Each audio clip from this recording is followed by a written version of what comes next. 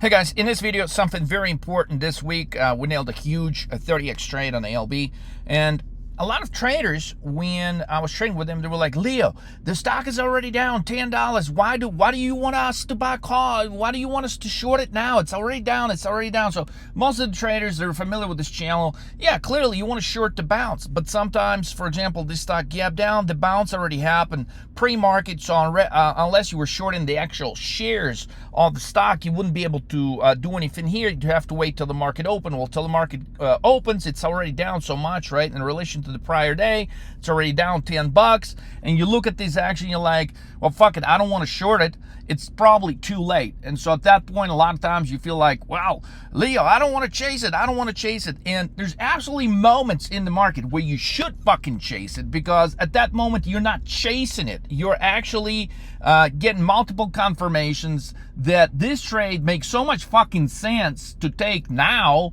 that if you don't take the trade, you're really missing the best opportunity of the day.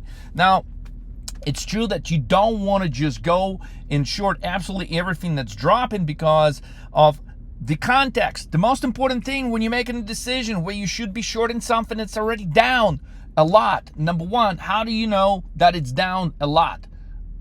Who's to say when a stock is down $10 it's a lot? Or if you knew for a fact it was going to be down $20 or $23 by the end of the day after all said and done, would that be a lot? Well, the question is, at that point when it's only down $10, you don't fucking know. So you got to make a decision. The market is opening up. What do you do? Well, be ready. And you probably never heard of ALB, guys, but if you paid close attention to, in the last couple of videos, I made a very bearish case that actually had to do with Tesla and the raw materials that Tesla is using. And so this stock should have been on your radar. But when we refer to the context, we talk about multiple time frame charts. Guys, if you haven't taken the charts divergence course, you've got to, because I break down all the little things you got to be looking at, which we don't have a ton of time to cover in this video, but I'm going to show you the easy context. 1, 2, 3. 3 things you need to look at in order to decipher whether, when something is already dropping, whether you should pursue it or whether you should stop and look for another opportunity. Maybe you should stop and wait for a bounce. Okay, there's 3 things, okay, 3 things to consider, and I'm going to take you to some other charts. But before we go there, this was our entry when the stock opened for trade was around 184, 185. So this was market open right here, guys. And so we got in right here. The 180 strike puts were going for about 30, 40 cents, 50 cents. That was our average. We were cashing out of these at 172, 171 level, guys, for $8. This is like crazy stuff. Now, that's not even the best. In the 180 strike, that wasn't the best trade. 177.5. At one point, we bought over 1,000 puts in this thing, guys. These things did insane. These things did over 40x. So how could you have nailed this trade? Well, certainly you could have just signed up at 13 Market Moves. You could have contacted to trade with a coach. You could have signed up. If we had a spot available, you would have been lucky to trade with a coach and get this beautiful trade on your books this week, okay? But if you missed it, okay, how can you put this trade by yourself next time? Pay close attention to some of the stock ticker symbols that we discuss in some of our videos. There's a phenomenal trading week ahead of us, guys. So look for this sign. So without any further ado, let's take a look at the context of this trade. ALB, this stock ticker, guys, I mentioned it in the video on April 7th. And so if you've put it on your radar, if you put it on your watch list, some of the things that I was explaining that, you know, it had some major pre-existing bearish stuff on the chart, such as this bear cross, such as the bearish divergence in the RSI, such as the bear crosses on MACD, such as the bear volume patterns that we call the middle finger. They're all here. See how the red volume exceeds by far any kind of positive buying volume on this chart, and you don't have to be a rocket scientist to see that this is already, the ball is in motion. So this is the context when ideally you want to go in and you want to short the bounces every time the stock bounces. But let's say you wake up that morning and you're like, well, shit, the stock is already down, Okay, this big red candle right here represents the move that paid you between 30 and 40x. If you're a part of the paying member alert groups with us, you would have gotten that message when the stock was at about 183 a share. And so you would have been able to capture this at one point in the day, a 12, 13 point move. And so how did you know whether to stay with the trade or not? You know, it would have been easy for you to do it with a coach, because honestly, the guys that sign up for the alerts, some of them, oh, the stock is down a little bit, they make fucking $1,000, $2,000, they jump out, and that's how they cost themselves an opportunity to make $130,000. Okay, so if you calculate these candles, okay, we have a clear picture right here of a move expansion. And if you study the volume on this chart, okay, in the morning, the volume was already the size of the largest volume representation on this chart. So the number one thing to consider, right? I told you I was going to give you 3 solid things to pay attention to know if the stock will continue moving lower or if it's got a probability of a strong bounce. Well, look at the volume. So if you open up the volume on this, look, ALB on April 21st today traded at 8.8 million, which is this red bar. Well, this red bar, guys, by far exceeds any red bar on this chart. And if you've taken, like, if the stock pre-market trades already 1 million shares, and on a normal day like this here, it trades maybe 1 million shares in the entire day, if you're looking to put on a trade pre-market, look at the volume. Look at the fucking volume. If the volume pre-market already is the size of the volume that normally the stock is going to do for the entire day, expect a move expansion to continue. And there clearly could be some bounces throughout the day, but overall, later when you're going to look at the daily chart, it's all just going to look like this. Fuck, it just looks like a drop in rock. But when you're trading it on a 1 day, 1 minute chart, right, there's going to be little bounces, little drops, little bounces, little drops. Now, if you had a way to picture this before it happened, which is exactly what we show you at our courses here at 13 Market Moves, you wouldn't fucking panic.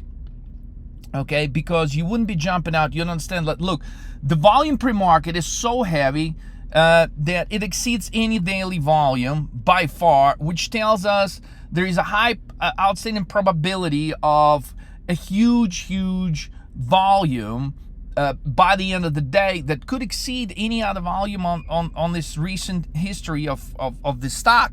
So when you look at the volume, it gives you a really good idea whether the general move is going to take place. Now, sometimes these gap downs, they happen on small volume, which is a sure giveaway. We teach you in our charts divergence course, it could be a volume divergence. In this case, there is no fucking volume divergence. They're selling.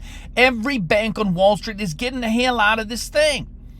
And the second thing to think about is, what is your catalyst? Okay, your catalyst in this particular case, okay, these ALB thing, they make raw material that go into electric cars, lithium in particular. So Tesla just reported a shitty quarter. The numbers are down 20%.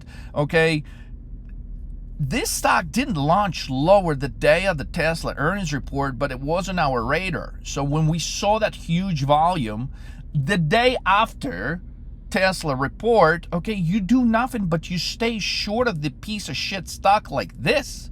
Okay, this is not the day to be scared of any fucking bounces. This is not the day to think, oh, could it be going lower? This is a day expansion fucking move. You stay with it. That's how you make the big money.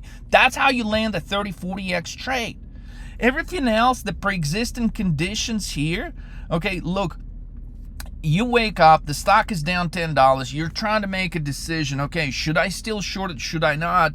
Well, go look at the level. So this is the daily chart, right? What do you see on the daily chart? Well, we're breaking a key level. See that gap down? Not so long ago, we were playing with a 193 level. You wake up Friday, April 21st, you see that level is broken, and the volume is times and times more than what you would normally see pre-market on this thing. You know this is your fucking moment. You know that this is the fucking day you make a 30x trade on this son of a gun here. Okay? And it always helps to look, guys, at multiple time frame charts. So let's pull up a weekly chart. Well, what do you see on a weekly chart? So if you're evaluating this trade at 8:30, 9:30 in the morning before market opens, right, you would have seen, okay, we're at 184 pre-market. Is there still room here? Well, you could have clearly see, okay, could it visit this level, right? Well, this level is like 168. The stock ultimately drops by 3 p.m. to 171. It doesn't quite get this level, but it gets pretty close to it. So you would have had a good idea that, look, it just broke the 193 level based off the daily chart. There's nothing here, guys, to stop this thing. Even when we look at the weekly, look at the volume. The volume continuously outpacing the buy volume. Look at these big red bars, and this is the biggest red bar, and I wouldn't be shocked if we got some more big ass red candles on this thing in not so distant future. Now, it doesn't mean you just go and short it Monday, guys. The opportunity for a 30-40x trade in this thing is gone. We do have some 30-40x trades in store for next week. As a matter of fact, probably too many of them. So go to 13mmtv.com, sign up, or 13markmoves.com, sign up. Don't miss some easy trades like this.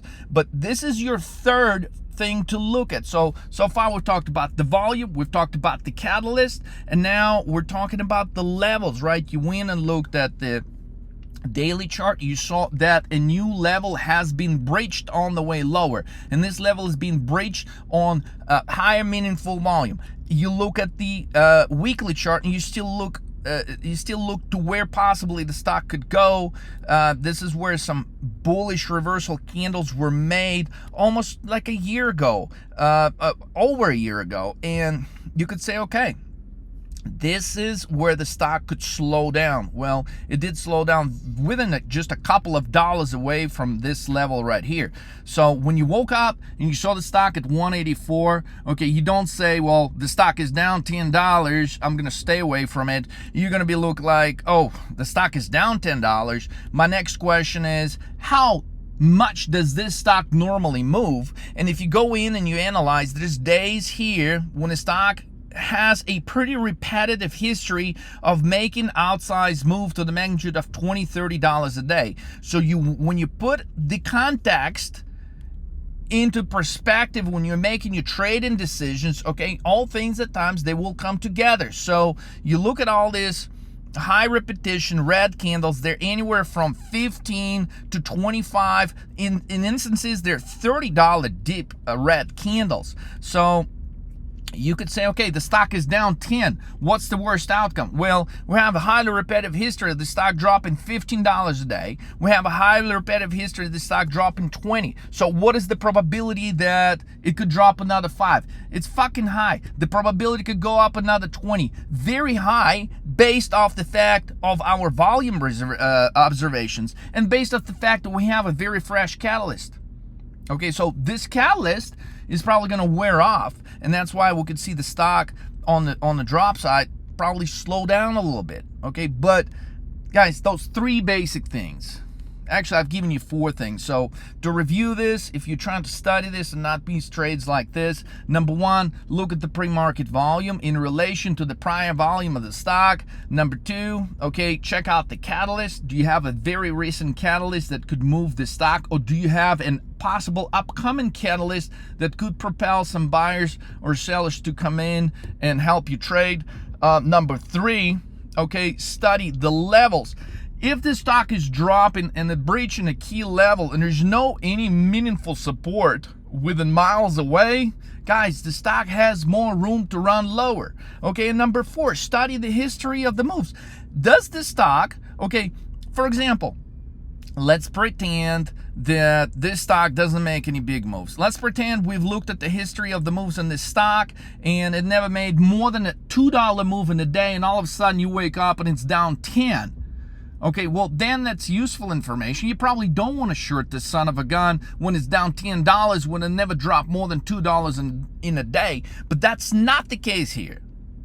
Okay, so stop your hesitation, learn the fucking charts, don't miss another 30x trade with 30 market moves. Give us a call today. I'll catch you guys in the next video soon. If this video was helpful, reach out to us. I'll make some more videos like this, but there's specific things I want you guys to be looking at when you're fucking trading if you want to improve. That's it, guys. I gotta go. Ton of stuff next week. Let's roll. I'll see you in the next trade soon. Let's go.